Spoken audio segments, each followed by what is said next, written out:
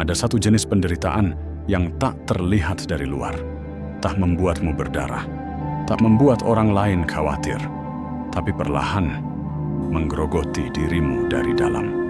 Namanya overthinking. Ia datang di malam hari saat dunia sudah sunyi, menyusup seperti kabut, dan menyesakkan dada tanpa sebab yang jelas. Ia membisikkan ribuan kemungkinan, membuatmu merasa bersalah atas sesuatu yang bahkan belum terjadi. Ia merampas tidurmu, menelan ketenanganmu, dan membuatmu menjadi musuh bagi pikiranmu sendiri. Kamu duduk diam, tapi di dalammu berisik. Kamu tersenyum, tapi hatimu mencengkeram kegelisahan. Kamu hidup, tapi tidak benar-benar hadir. Terkadang kamu hanya ingin tombol pause di kepalamu, tapi tidak ada, dan tidak pernah ada. Dan di tengah itu semua, kita butuh lebih dari sekadar motivasi cepat. Kita butuh sesuatu yang lebih dalam, lebih sunyi, lebih jujur.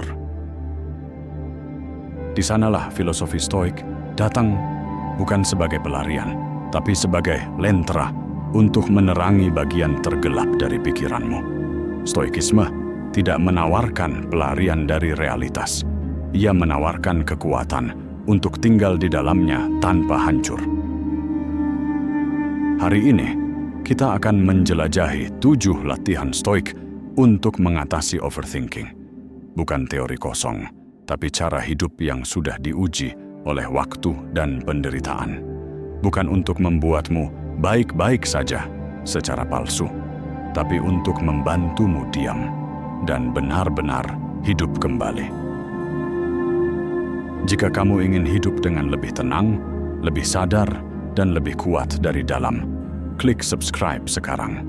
Karena video seperti ini bukan sekadar tontonan, tapi perjalanan sunyi untuk pulang ke dalam dirimu sendiri.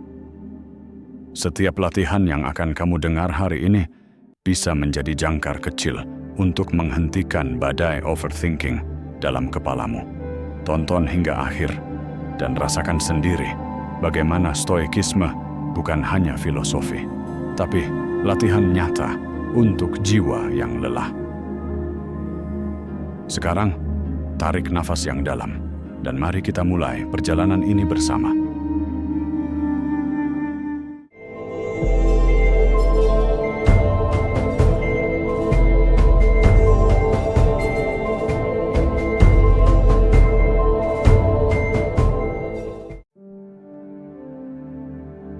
Latihan pertama, fokus pada hal yang bisa dikendalikan.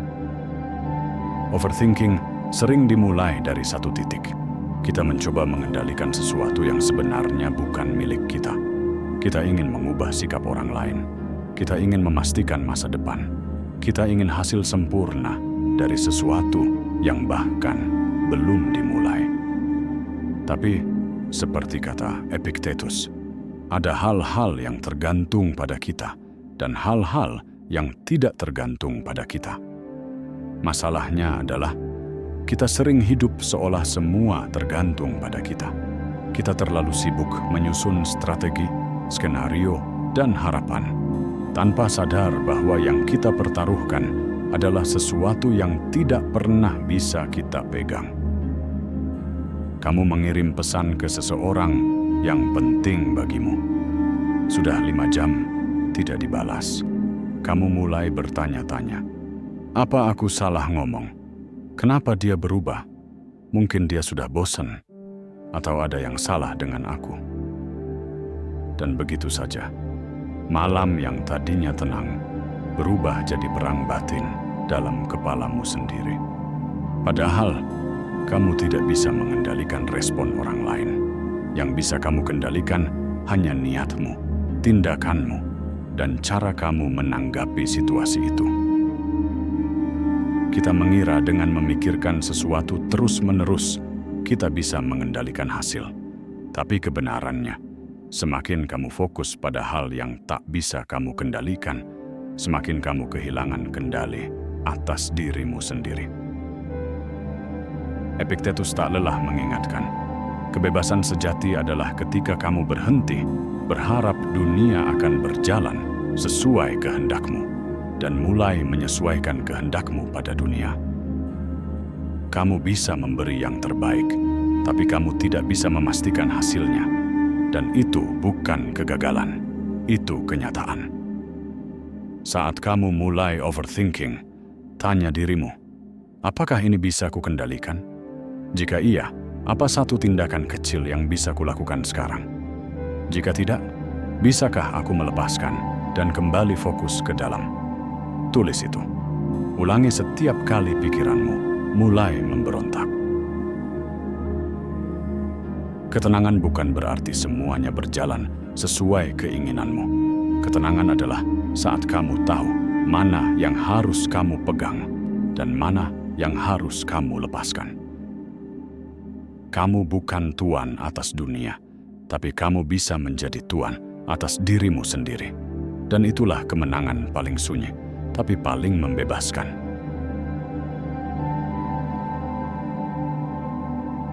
Latihan 2. Mengamati pikiran seperti awan yang lewat. Overthinking tidak selalu berarti ada yang salah denganmu. Kadang, itu hanya tanda bahwa pikiranmu belum diajari cara duduk diam. Dan terlalu sering, kita mengira semua yang muncul di kepala adalah kebenaran. Tapi seperti langit yang tetap biru, meski ditutupi awan, dirimu yang sejati tidak sama dengan isi kepalamu. Filsuf Marcus Aurelius pernah menulis, kita menderita lebih banyak dalam imajinasi kita daripada dalam kenyataan. Bayangkan kamu duduk menunggu seseorang yang kamu sayangi. Dia terlambat 15 menit, lalu 30 menit, lalu 1 jam. Dan tiba-tiba, kepalamu memulai parade yang tak terkendali. Pasti dia sudah tidak peduli. Mungkin dia bohong tadi malam. Apa dia diam-diam ingin meninggalkanku? Satu pikiran kecil, lalu satu lagi. Seperti domino, satu pikiran menumbangkan segalanya, termasuk ketenanganmu. Padahal kenyataannya, mungkin dia hanya tertahan macet atau lupa charger HP. Pikiranmu membuat cerita. Kamu percaya cerita itu. Dan dari situ, kamu menderita bukan karena realita, tapi karena reaksi terhadap pikiranmu sendiri. Marcus Aurelius melatih dirinya untuk melihat pikiran seperti awan. Awan datang dan pergi. Awan tidak membentuk langit, dan langit tidak harus bertindak hanya karena awan lewat. Begitu juga dengan pikiran. Kamu bukan isi kepalamu. Kamu adalah ruang sadar di balik pikiran itu. Cobalah ini. Ketika pikiran negatif muncul, jangan lawan. Jangan ikut terbawa. Cukup katakan dalam batinmu, itu hanya pikiran. Lalu diam, tarik napas, amati. Biarkan ia lewat, tanpa harus memanggilnya kembali atau berdebat dengannya. Semakin sering kamu mengamati, bukan bereaksi, semakin pikiran kehilangan kekuatannya untuk menguasaimu. Ketenangan bukan tentang mengosongkan pikiran. Ketenangan adalah kemampuan untuk melihat pikiran dan tidak menjadi budaknya. Jika awan bisa lewat tanpa membawa badai, maka pikiran juga bisa lewat tanpa membawa penderitaan. Dan latihan ini, sekecil apapun, adalah bentuk kasih sayang terdalam yang bisa kamu berikan untuk dirimu sendiri.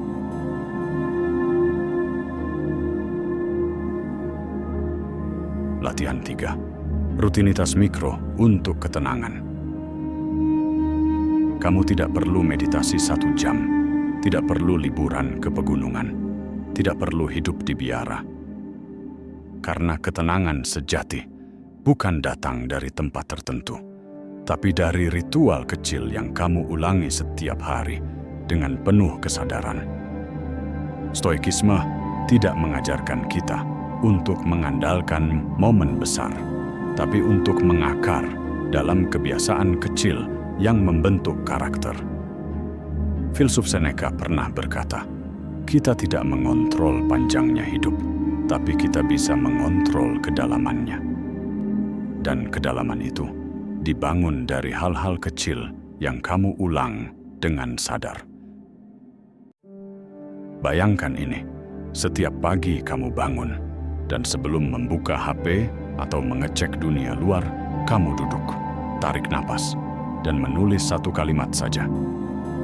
Hari ini aku akan tenang dalam kekacauan. Satu kalimat, tapi karena kamu menulisnya, kamu ingat. Karena kamu menulisnya, kamu bertanggung jawab. Atau mungkin, setiap sore setelah pulang kerja, kamu diam 3 menit tanpa suara. Membiarkan tubuhmu merasakan keberadaanmu lagi. Tanpa tuntutan, tanpa hiburan, tanpa scrolling. Bagi orang lain, itu tak berarti apa-apa. Tapi bagi batinmu yang kelelahan, itu adalah oasis. Seneca percaya bahwa ritme hidup yang stabil membuat pikiran kita stabil. Kita tidak bisa menenangkan kepala yang kacau jika tubuh kita terus bergerak tanpa arah. Dengan menciptakan rutinitas mikro yang sadar, kita menciptakan ruang untuk batin kita bernapas. Kita tidak sembuh karena waktu berlalu. Kita sembuh karena ada ruang di tengah waktu itu untuk merawat jiwa.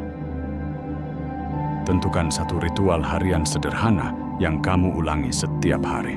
Contoh, menulis satu kalimat, refleksi pagi. Diam 3 menit sebelum tidur.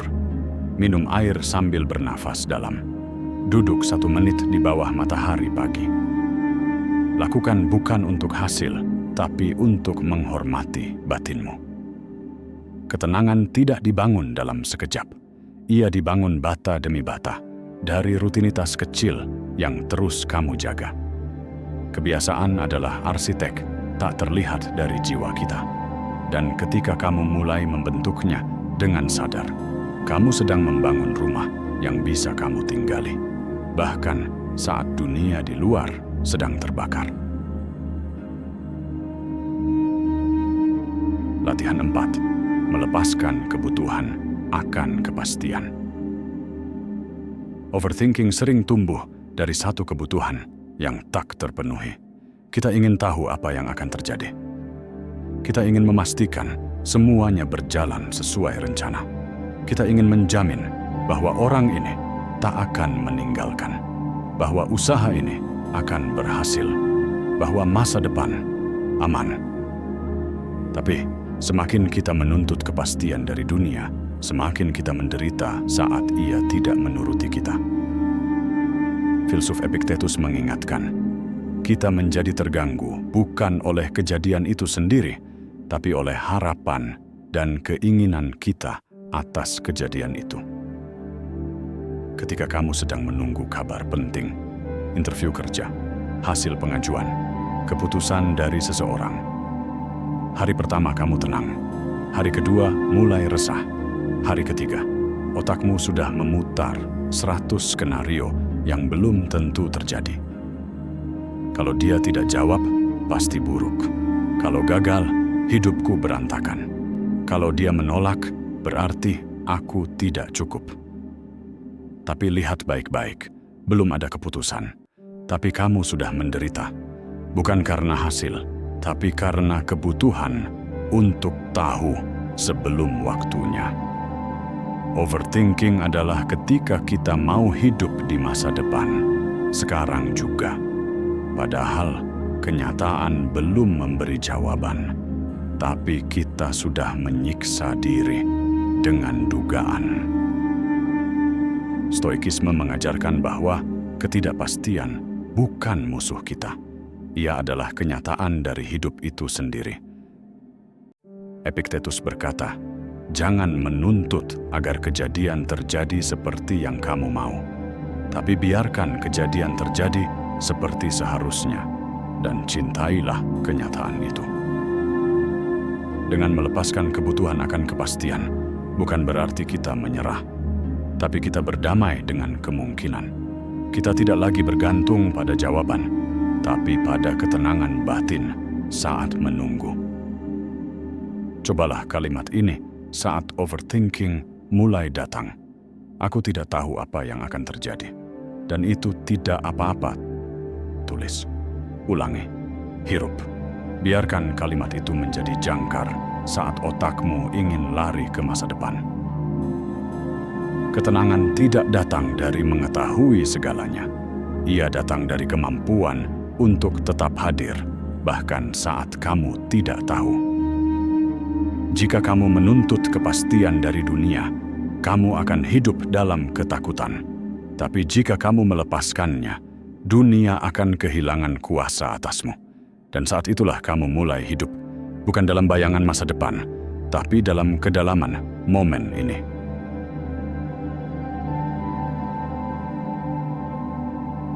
Latihan 5. Melatih keheningan. Ada satu kebiasaan yang nyaris punah dalam hidup modern, yaitu diam. Keheningan, tanpa musik, tanpa notifikasi, tanpa suara apapun, kecuali dirimu sendiri.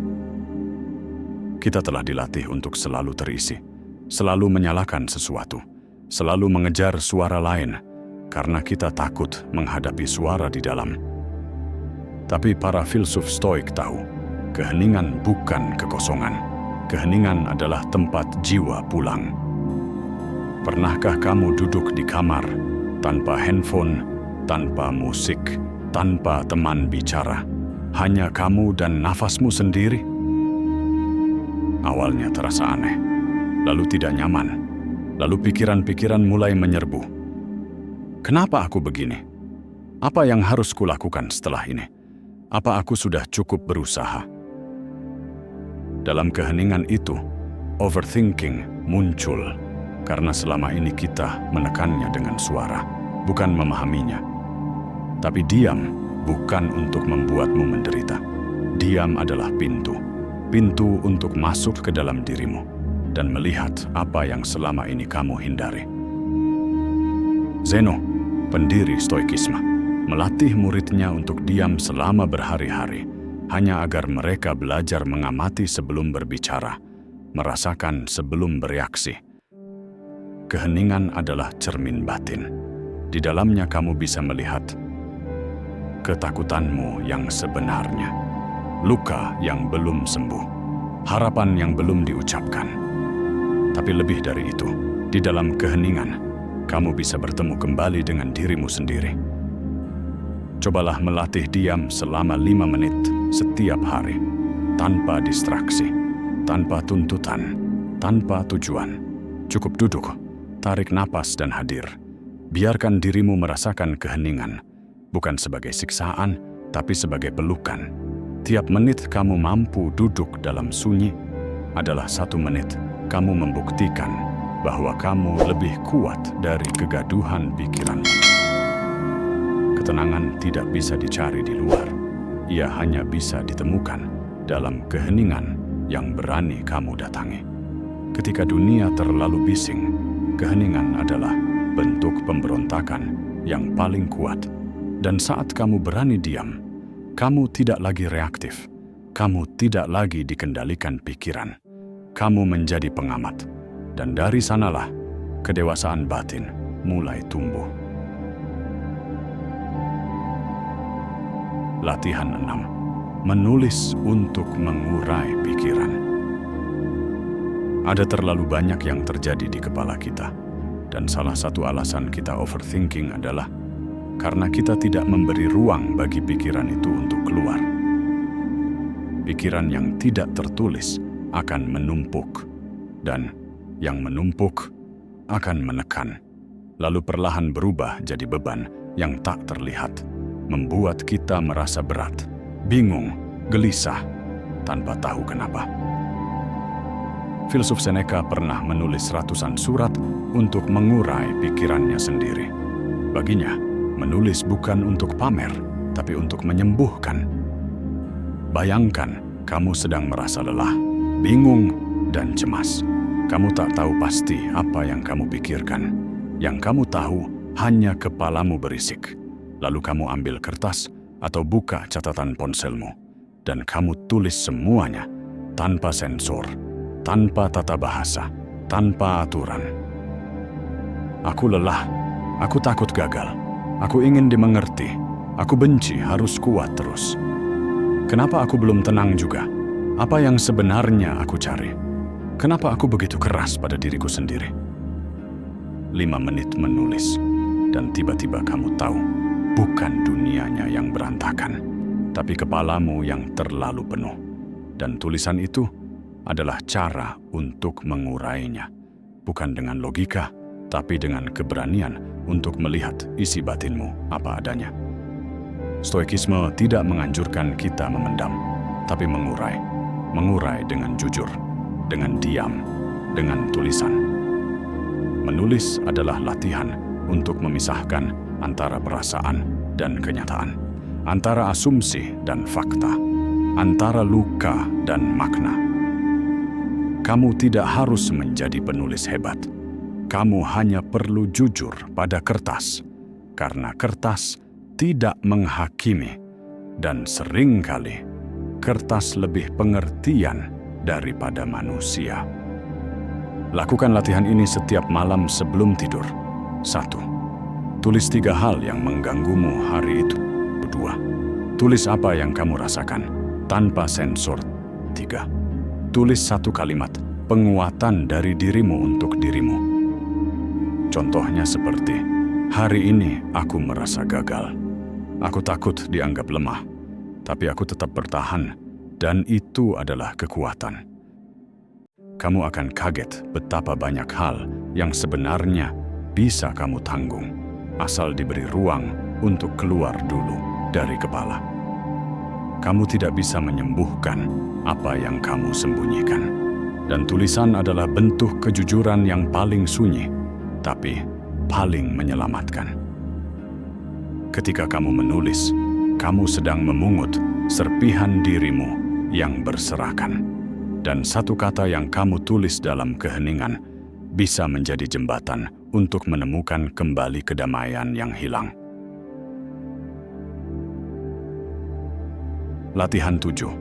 Mengganti bagaimana jika dengan kalau punya. Overthinking adalah panggung besar untuk semua ketakutan yang belum terjadi. Kita duduk, lalu pikiran mulai berbisik. Bagaimana kalau aku gagal? Bagaimana kalau dia pergi? Bagaimana kalau hidupku tidak berubah? Dan kita lupa bahwa semua kalimat itu belum benar-benar terjadi. Kita menderita karena kemungkinan, bukan kenyataan. Tapi stoikisme punya satu jurus terakhir. Alih-alih bertanya, bagaimana jika? Kita jawab dengan tenang, kalaupun ya. Kamu menunggu hasil wawancara kerja. Kepalamu mulai panik. Bagaimana kalau aku ditolak? Bagaimana kalau aku harus mulai dari nol lagi? Bagaimana kalau semuanya gagal? Dan sebelum kamu tenggelam dalam kekacauan batin, kamu jawab, kalaupun ya, aku ditolak, aku masih bisa bangkit. Kalaupun ya, aku mulai dari nol, aku bukan nol. Kalaupun ya, semuanya gagal, aku masih punya keteguhan untuk mencoba lagi. Dan hanya dengan itu, kamu merebut kembali kuasa atas pikiranmu. Filsuf Epictetus tidak pernah mengajarkan kita untuk menolak kenyataan, tapi untuk melatih diri menerima bahkan kemungkinan terburuk tanpa kehilangan kendali. Apapun yang terjadi di luar, jangan biarkan itu merusak dirimu di dalam. Dengan membiasakan diri menjawab, kalaupun ya, kita sedang menyiapkan batin kita untuk tetap berdiri meski badai benar-benar datang. Ini bukan sikap pesimis. Ini adalah keberanian untuk hidup dengan realita, bukan khayalan. Ambil satu ketakutan terbesar dalam kepalamu saat ini. Tuliskan dengan jujur. Bagaimana kalau, lalu jawab dengan tenang, kalaupun ya, aku masih bisa. Contohnya seperti, bagaimana kalau aku gagal total? Kalaupun ya, aku masih bisa belajar dan bangkit. Bagaimana kalau aku kehilangan dia? Kalaupun ya, aku tetap utuh. Aku akan sembuh. Ulangi ini setiap kali pikiranmu berlari lebih cepat dari kenyataan. Dan perhatikan, ketenangan tidak datang dari kepastian, tapi dari kesiapan untuk tetap hidup walau hasilnya pahit. Kamu tidak bisa mengendalikan masa depan, tapi kamu bisa menyiapkan batin yang kuat untuk menyambut apapun yang akan datang. Kalaupun, ya, itu terjadi, aku akan tetap di sini, tegak, tenang, dan tidak hancur. Dan pada saat kamu bisa berkata itu, overthinking kehilangan taringnya. Kamu tidak lagi dikuasai kemungkinan, karena kamu sudah bersahabat dengannya. Sekarang, setelah kita bersama-sama menelusuri 7 latihan stoik untuk mengatasi overthinking, kamu sudah membawa diri ini ke dalam ruang ketenangan yang jauh lebih dalam dari sebelumnya. Kamu telah belajar bagaimana membedakan antara apa yang bisa kamu kendalikan dan apa yang tidak. Bagaimana menerima realita tanpa perlawanan. Dan bagaimana menata ulang pikiran agar tidak terperangkap dalam pusaran kekhawatiran dan ketakutan yang tak berujung. Ingatlah, overthinking bukanlah sesuatu yang harus kamu lawan dengan amarah atau rasa takut, melainkan dengan kebijaksanaan dan kesabaran yang berasal dari dalam. Filsuf-filsuf Stoik mengajarkan kita bahwa pikiran kita adalah benteng terakhir yang bisa menjaga kedamaian batin kita, bukan dunia luar yang seringkali kacau dan penuh ketidakpastian. Setiap kali kamu merasa pikiranmu mulai berlari liar ke masa depan yang penuh ketidakpastian, tarik napas dalam-dalam dan ingatlah latihan-latihan yang sudah kita bahas. Ubah bagaimana jika menjadi kalaupun ya. Latih diri menerima tanpa menyerah dan tetap fokus pada saat ini dengan sikap tenang dan terbuka. Ketika kamu bisa melakukannya, kamu tidak hanya membebaskan dirimu dari belenggu overthinking, tapi juga membangun ketahanan mental dan spiritual yang kokoh. Hidup ini memang penuh tantangan, dan ketenangan bukan berarti hidup tanpa masalah, melainkan kemampuan untuk berdiri teguh dan tenang di tengah badai. Seperti pepatah Stoik, bukan apa yang menimpa kita yang menentukan nasib kita, melainkan bagaimana kita meresponsnya. Jadi, jadikanlah latihan-latihan ini sebagai senjata batinmu untuk menjalani hari-hari dengan damai, fokus, dan penuh pengendalian diri. Sekarang, aku ingin tahu dari kamu, latihan Stoik yang mana yang paling menyentuh hati dan pikiranmu? Latihan mana yang ingin kamu coba praktekkan dalam kehidupan sehari-hari? Tuliskan di kolom komentar, dan mari kita diskusikan bersama agar kita bisa saling menguatkan dan belajar. Jika kamu merasa video ini bermanfaat, jangan lupa untuk like, share, dan subscribe agar semakin banyak orang yang mendapatkan ketenangan dari filosofi Stoik ini. Aktifkan juga lonceng notifikasi agar kamu tidak ketinggalan konten-konten berikutnya yang akan membawa kita lebih dalam lagi mengenal kekuatan batin. Jika kata-kata ini menyentuh batinmu, mungkin jiwamu sedang memanggilmu pulang. Ikuti perjalanan ini bersama kami di Stoik Abadi, tempat di mana ketenangan, kekuatan, dan kebijaksanaan menjadi jalan hidup. Terima kasih telah hadir.